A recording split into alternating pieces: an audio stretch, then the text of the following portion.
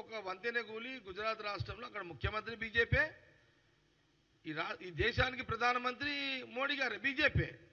ఆ రాష్ట్రంలో బ్రిడ్జి కూలిపోయి ఒక దాదాపు 140-150 మంది చనిపోయారు. రాహుల్ గాంధీ గారు ఏమన్నా విమర్శించిరా? ఏమి ఇది మోడీ గారే కూలగొట్టిండు లేకపోతే అని అన్నాడా? ఆయన ఏమన్నాడు? రాహుల్ గాంధీ గారు చాలా బాధ అనిపిస్తున్నది ఆ బ్రిడ్జి కూలిపోవడము అని ఆవేదన వ్యక్తపరిచారు. అది మనం చేయాల్సిన బాధ్యత, మన పని అది. రాజకీయం చేయలే కాంగ్రెస్ పార్టీ, రాహుల్ గాంధీ గారు చేయలే. రాజకీయం చేయాలంటే చేయొచ్చు కదా. ఏం చేస్తారా? బ్రిడ్జి కూలిపోయిందాకా చూసిరా? బ్రిడ్జి మీరే గవర్నమెంట్దే కదా బ్రిడ్జి, మరి ఏం చేసిర్రు మీరు? అంతకుముందు అది కరెక్ట్ ఉందా లేదా?